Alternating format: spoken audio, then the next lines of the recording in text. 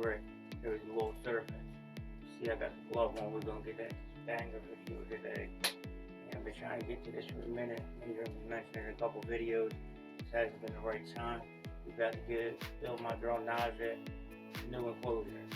Definitely grew out of her last one, but I was trying to breed her. Unfortunately, it looks like she might have reabsorbed. I didn't want to move her while she was breeding, add no extra stress to her. But we have the time to get to this video. So, that being said, we got to add this spray foam background. And you know, I'm doing with my twist on it like I do with everything.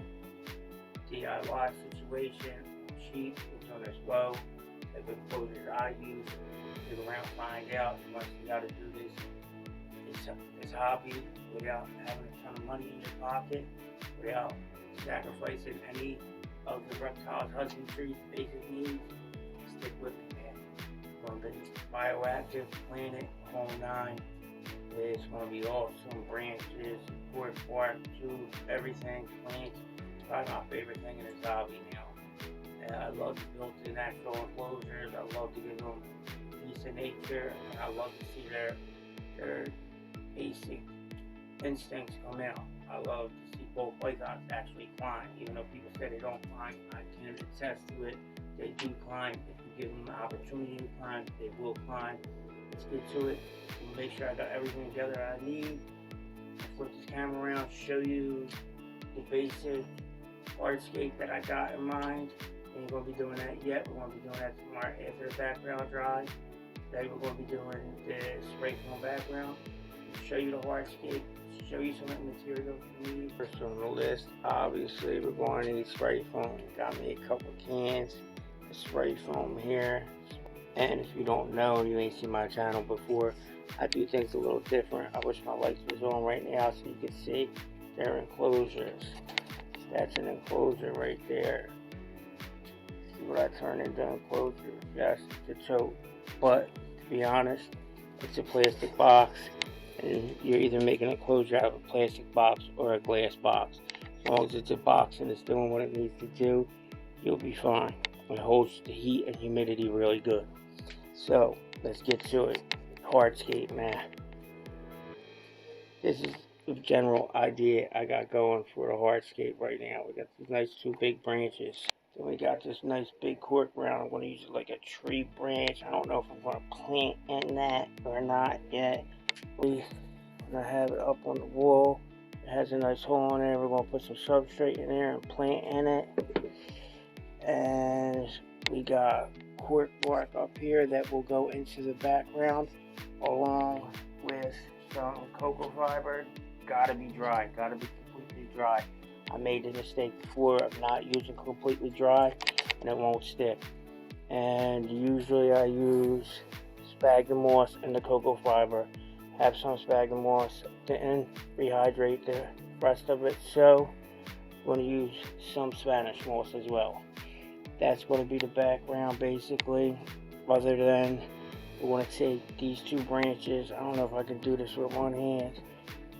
I mean, these two cork rounds, I have one going one way on the background, it's going to be the other going the other. They're going to be more angled, it's going to look like a broken branch. It's going to come out really good. So we got some air plants, we got all kinds of plants we're going to be using. Over here we have room for the hide. Have to make sure the hide fits, and the water bowl, make sure you have places for them. You can't forget them. They're very, very, very important, so you got to make sure you have places for them. And as far as these cork rounds go, I made this mistake too. If you want to use it as a whole, as a cork round, as a tube for her to climb through, make sure you stuff it with something when you're spraying the foam.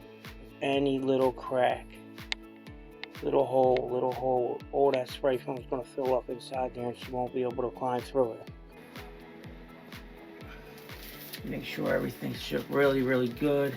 Make sure you got all your material handy because this stuff dries quick and it don't dry in seconds, but it don't take hours either. Place things where you know they're going to go and get to spraying. That said, make sure you got everything stuffed so that you know the foam ain't going to expand inside it, because this stuff does expand.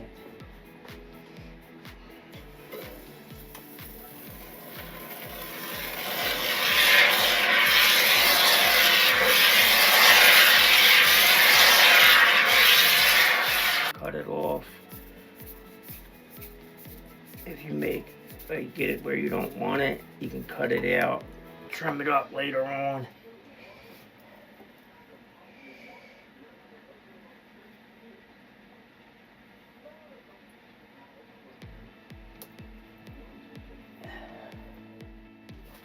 You get it on here that way, but if not, you see the basic concept here. Spray it down, get your pieces where you want them, get everything covered.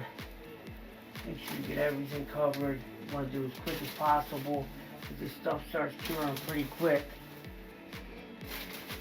You want to make sure it is super, super dry, because if not, it will not stick. Man, it's not an exact science. It's definitely not. But see what we're working with today. We'll let it dry off. Show you what it's really looking like in the morning. And that's what we're working with so far. I'm happy. It looks really good. I am definitely happy with it. I had to do some touches up, but that is definitely expected. Alright, here we go. Ain't nothing changed. Same process. Get this phone shooken up. Get the moving. Get over. Don't be afraid to go crazy with it. It's going to spray out however you want. Don't try and get too artsy. Don't worry about going too crazy. You can trim it afterwards. You can do whatever you want with it. Where are my pots going? I'm going to do one pot down there. I'm going to have another pot right here. We're going to go lower these ones.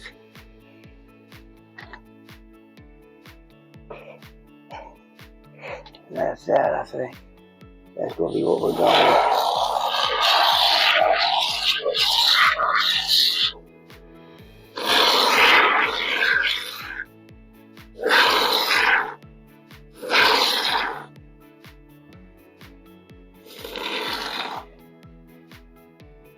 You don't want to go too crazy. You really can't control what the ultimate outcome is really going to be. You just got to go with the flow. You don't like how it is afterwards, you can do modifications on it if you feel like it. I like pressing it down like this. I feel like it gets it in a little more.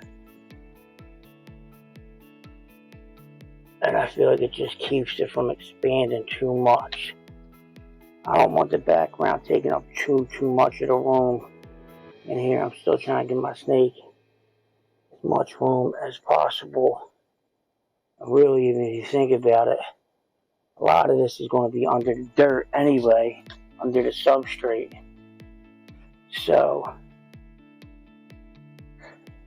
and with that being said, y'all, that's it. We'll get back at it tomorrow. We'll see what it looks like all said and done.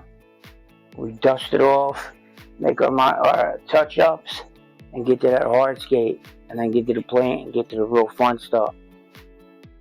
Alright, y'all, she's dry, she's done, man. Last part of the background, spray foam background, is complete. It's looking good, man. A lot of this cork bark we're going to be using as planters. See all the big holes I left? They're all for plants. And we got the hardscape to do, man. This is my spin on a spray foam background like everybody else does on YouTube. Just want to say, man, thanks for sticking with me to this point of the video. Really appreciate it.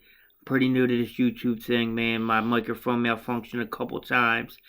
I had to use some footage from my phone. The ending got cut off. So stick around. We got more coming.